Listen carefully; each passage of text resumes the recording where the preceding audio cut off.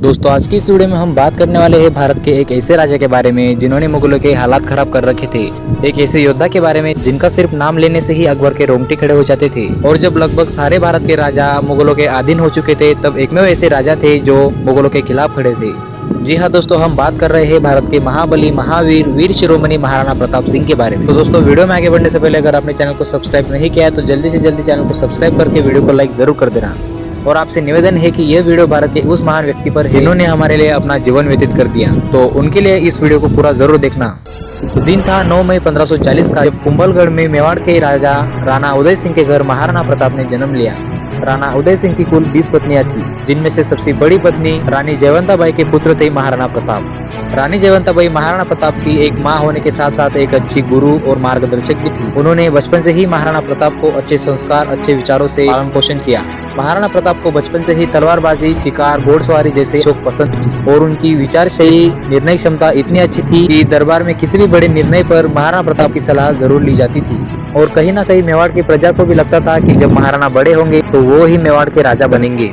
लेकिन शायद किस्मत को कुछ और ही मंजूर था। राणा उदय सिंह ने उनकी सबसे प्रिय पत्नी की बातों में आकर सन 1550 में महाराणा प्रताप के छोटे भाई जगमाल सिंह को राजा घोषित कर दिया।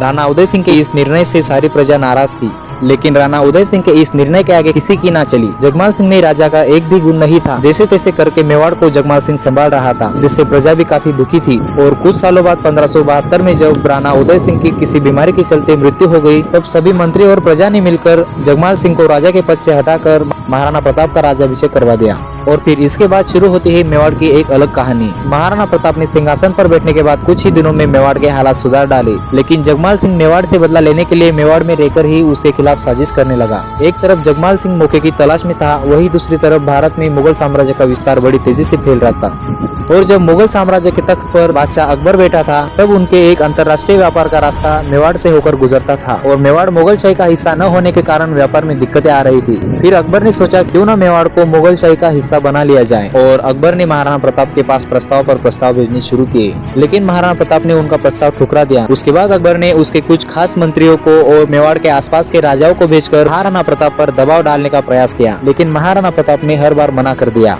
अकबर के लिए मेवाड़ हासिल करना इतना जरूरी हो चुका था कि अकबर ने महाराणा प्रताप को यहाँ तक कह दिया था, आपको चाहे तो आधा हिंदुस्तान दे देंगे, लेकिन आपको मुगल साम्राज्य का अधीन होकर काम करना पड़ेगा। महाराणा प्रताप को किसी के झंडे तले काम करना बिल्कुल नामंजूर था। महाराणा प्रताप ने अकबर के हर लालच हर प्रस्ताव को ठुकरा दिया। अकबर के इतने प्रयासों के बाद भी महाराणा प्रताप के ना मानने पर अकबर ने युद्ध करने की ठानी और अरावली के पहाड़ की तरफ से मुगल सेना को भेजा। हल्दी घाटी के उस मैदान पर एक तरफ मुगल सेना, एक तरफ महाराणा प्रताप की राजपूत सेना। दोस्तों आपकी जानकारी के लिए बता दूं, जहां मुगल सेना की संख्या 80,000 के ऊपर थी, वही महाराणा के पास महज 15,000 सैनिकों की संख्या थी। यानी मुगलों की संख्या महाराणा प्रताप की तुलना में 5 गुना ज्यादा बड़ी थी। मुगलों की इतनी बड़ी सेना होने के बावजूद भी राजपूतों ने मुगलों का ऐसा हाल किया कि आज भी वो कहानी सुनकर लोगों के रोंगटे खड़े हो जाते हैं। दोस्तों महाराणा प्रताप की ताकत का अंदाजा आप इसी बात से लगा सकते हैं कि जब वे युद्ध पर जाते थे तब 72 किलो का कवच, 80 किलो का भाला, 10-10 किलो की 2 तलवारें लेकर युद्ध लड़ते थे। और जब एक बार अकबर का सेनापति बेहलोल खान महाराणा प्रताप के सामने आया तो एक ही तलवार के वार में महाराणा प्रताप ने बेहलोल खान के घोड़े समेत 2 टुकड़े कर डाले थे। दोस्तों सोचिए कितनी ज्यादा ताकत होगी महाराणा प्रताप में। माना जाता है इस घटना के बाद अकबर के दिल में महाराणा प्रताप का बहुत ज्यादा खौफ छा गया था। शायद इसी वजह से अकबर कभी महाराणा प्रताप के सामने नहीं आए। दोस्तों महाराणा प्रताप एक में ऐसे राजा थे जिन्होंने अकबर को 1-2 बार नहीं बल्कि 3-3 बार हराया था। और जब जब बात महाराणा प्रताप की की जाती है तो उनके साथ उनके प्रिय घोड़े चेतक का भी उल्लेख मिलता है, जिसे वो अफगान से लाए थे, जिसका रंग आसमानी नीला था। दोस्तों चेतक ने महाराणा प्रताप को हर एक युद्ध में अच्छी साथ दी थी, लेकिन एक युद्ध में ऐसा वाकया हुआ जिससे महाराणा प्रताप का प्रिय घोड़ा चेतक उनसे दूर हो गया। जब एक युद्ध में अकबर का सेनापति मान सिंह हाथी पर बैठकर महाराणा प्रताप के एक सैनिक को मारे जा रहा था, तभी महाराणा प्रताप ने तुरंत चेतक को हाथी की तरफ मोड़ा और चेतक ने छलांग लगाकर हाथी के सिर पर पाव दिए और मानसिंह पर महाराणा प्रताप ने वार किया और हाथी का महावत बीच में आ जाने से मानसिंह बच गया। उसी दौरान हाथी के सूंड में लगी तलवार चेतक के एक पैर को लग गई और चेतक का पाव कट गया। महाराणा प्रताप के घोड़े को घायल देख मुगलों की सेना महाराणा प्रताप को घेरने लगी और पैर कटने के बावजूद भी चेतक ने एक बार फिर से अपनी ताकत को एक करते हुए उठा और महाराणा प्रताप को सुरक्षित स्थान पर ले जाने के लिए दौड़ने लगा। दोस्तों एक पैर कटने के बावजूद भी चेतक इतनी तेजी से दौड़ रहा था कि मुगलों के घोड़े उनकी बराबरी नहीं कर पा रहे थे।